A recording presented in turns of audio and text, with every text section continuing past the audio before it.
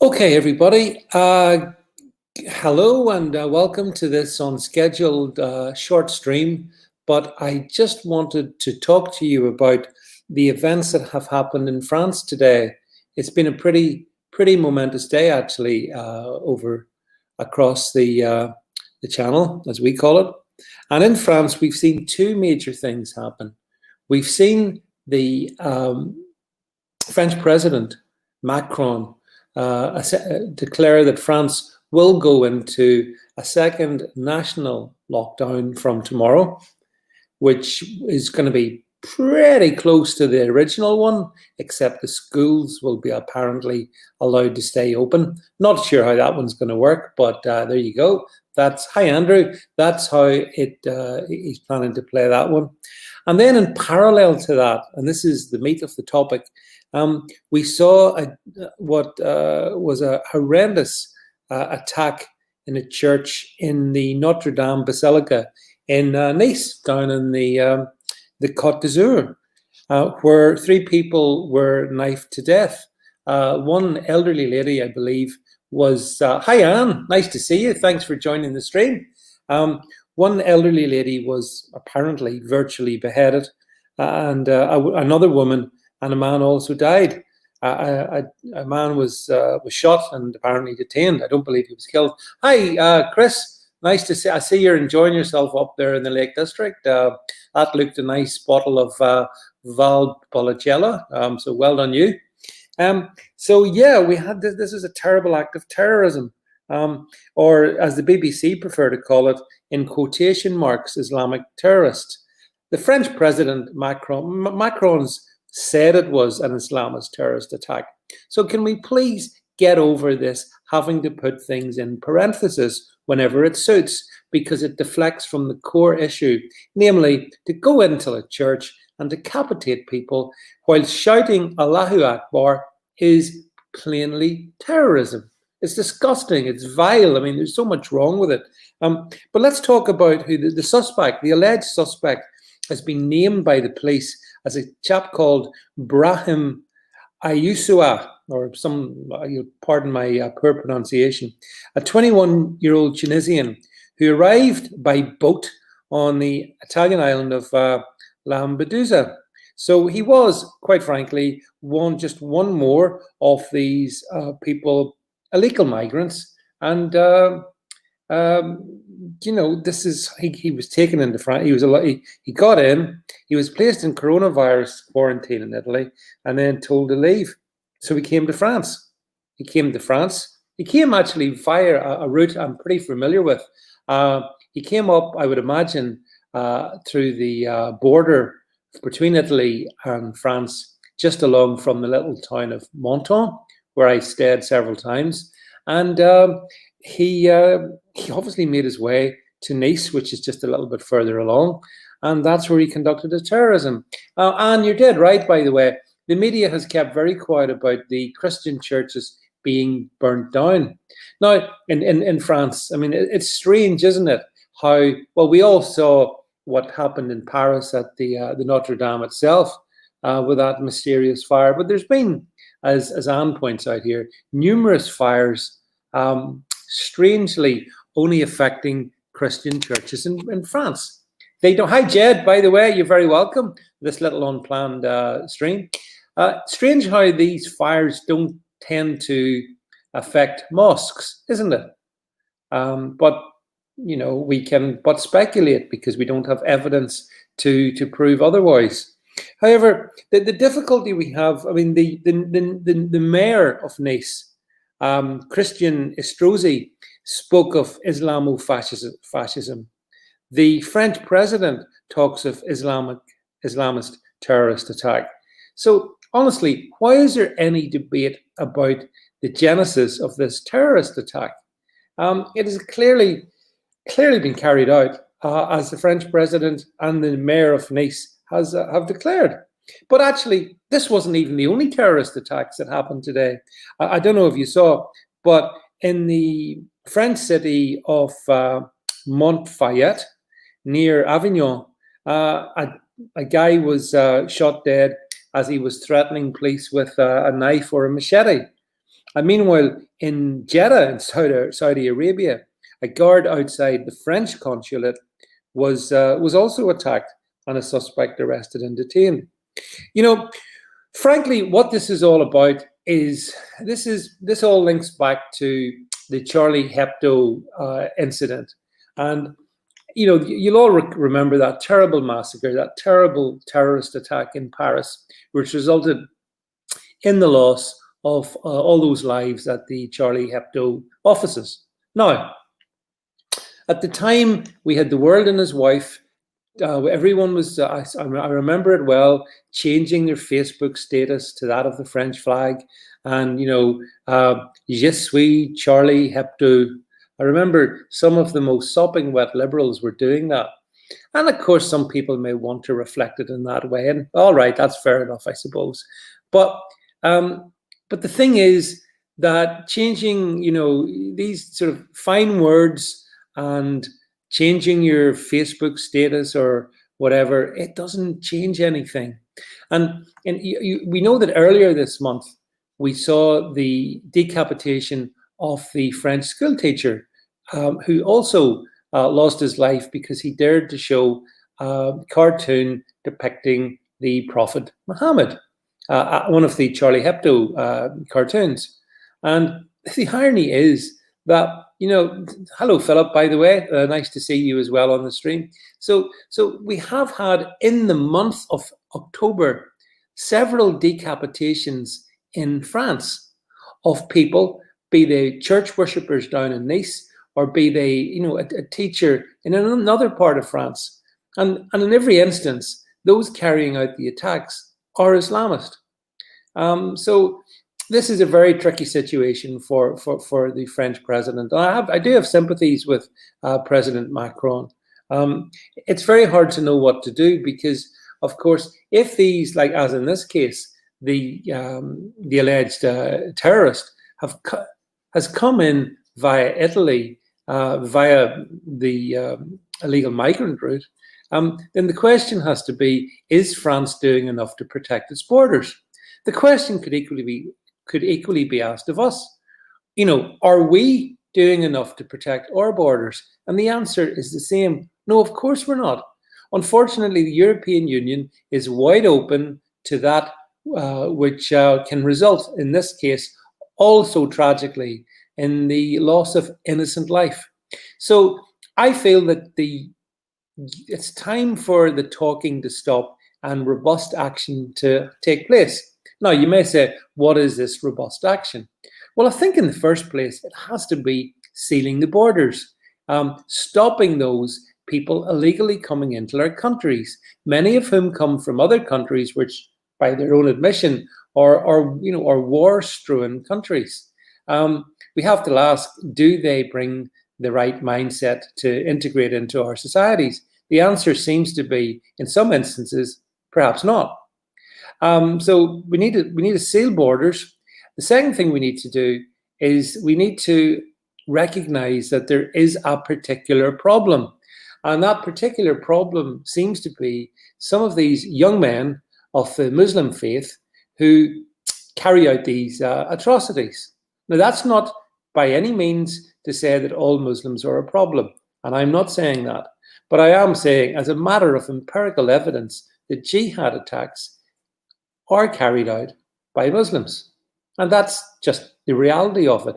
I'm sure that it causes great pain to other Muslim people of good intentions and good faith. But France has got the largest Muslim population of any European country, even greater than that of the UK. So President Macron has a real problem. He's got a large indigenous now Muslim population, which is rapidly growing, which in many cities, such as, for example, Toulouse, Marseille, is ghettoized. And indeed, in parts of Paris, it's actually the same. So that provides the French president with a particular problem. And I think we should sympathize with him with regard to that. And I think we should sympathize with the French people who have woken up to this absolute horror on, this morning over their coffee and croissants. No one wants to read about church worshippers being slaughtered in the pews. But that's what happened. So, look, as I say, I think it's important that cool heads prevail. I think it's important that the rule of law, of course, must equally prevail at all times. But everyone has to be amenable to that rule of law in France and in the UK, and indeed, for that matter, even here in Northern Ireland, the rule of law must take precedence. Now, Chris is saying what the man from the Met Police said. The biggest fear is from the far right. Well, the reality is that it wasn't someone from the far right cutting off the head of the 71-year-old worshipper in that basilica in Nice, was it? So I'm afraid trying to wish away problems or deflect them onto mythical entities doesn't make the problem go away.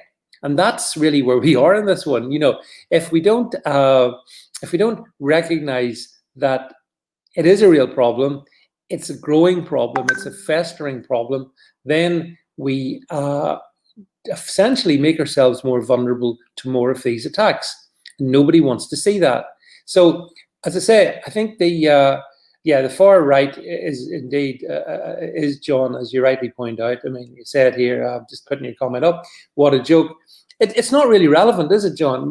What's relevant is that the decapitation of the teacher earlier in the month in France, and now these murders this morning in France, none of this was carried out by the far right. So let's nail that. If it had been, it would be equally deplorable and equally appalling. But the thing is, if you're looking somewhere where there's not a problem, that means you're avoiding looking where the problem is. So common sense suggests that if you don't look and identify the problem, you've got no chance of solving it. So for all those, I mean, I see some of John's comments here. He said the far right flew planes into the Twin Towers, didn't they? Well, obviously, yeah. I mean, I take your point, John. Obviously not. Terrorism, of course, is not uniquely combined to the left. But I don't see this in terms of right or left.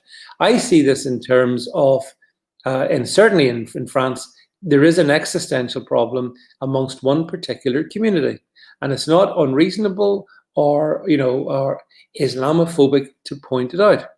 And I look forward. Hello to the Tigers Bay. You're very welcome on this very short stream I'm doing tonight.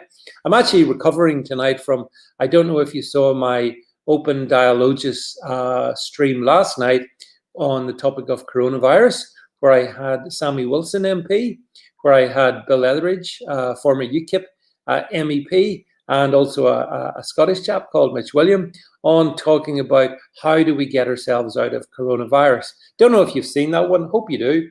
Hope you also will subscribe to Open Dialogus on Twitter, on Facebook, on YouTube. We've got a show coming up next week on the US election. So that should be an interesting one. And we'll have some very interesting big names on it as well. So, as I said, there's there's a lot of stuff in the next coming up the next couple of weeks. So I just wanted, as I say, when these events happen, like we saw in France today, I think it is really important that we do face into the problem. I wish the French people well, but I think it's ironic, that on the day that the French president is closing down France, some people in France are slitting the throats of French people. It's such a strange balance, isn't it, between liberté, equalite, and fraternité on the one hand, and what looks like jihad on the other hand. So it's a tumultuous time in France. Simon says, should we start to close mosques like from France? Simon, I'm not sure about that. I don't think we should move in necessarily that way. But I do think that the French intelligence services need to be directed, as John says, in the right direction. I think that's common sense. I think French border forces, the French border police and border security needs to be so much better. And that is a couple of practical things that can be done without, without taking away people's liberty anymore. Chris says, did you see Ted Cruz wiping the floor with Jack Dorsey? Yes, I did. And by the way, did anyone see Jack Dorsey's beard? What was that all about then? Is it any wonder I'm banned from Twitter when the chief executive of Twitter looks like some sort of renegade from a really bad B movie? Yes, I did see that, Chris, and I enjoyed the Ted Cruz getting absolutely stuck in to Twitter CEO Jack Dorsey. Tiger's Bay says there's only one way to sort this one out. Well, you say that, but I think these are great problems. This is probably, along with coronavirus, this is one of the greatest problems of our time.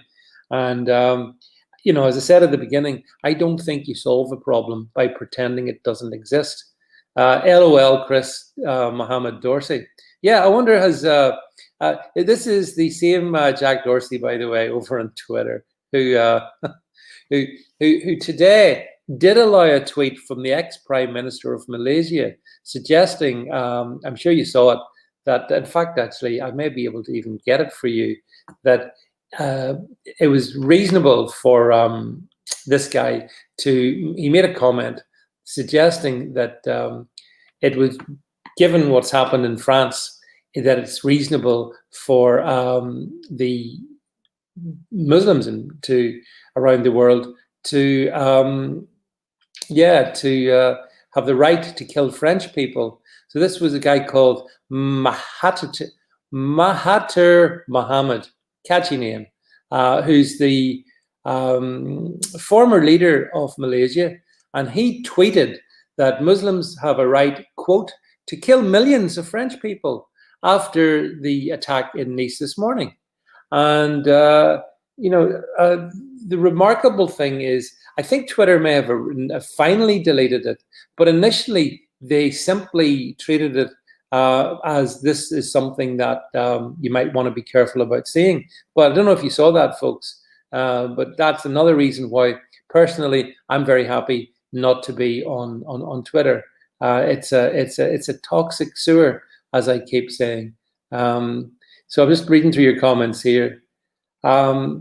Jed says, this is how European politicians want us to continue. They divide us and then blame us for the terror. Well, frankly, the only people responsible for what's happening in France are the people that actually carry out these grotesque acts of terror.